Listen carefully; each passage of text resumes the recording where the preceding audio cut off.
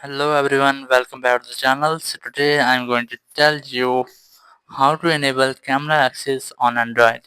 If you are using an Android phone and now you want to enable camera access, so let's see how can you do it. For this you just have to open your phone settings, and in settings just look for privacy.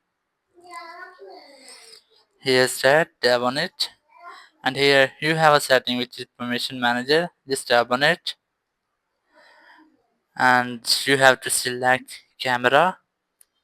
In camera you just have to select the app which you want to allow camera access, and I'm going to select the affiliate app, so just tap on it, and then you just have to select allow only while using the app.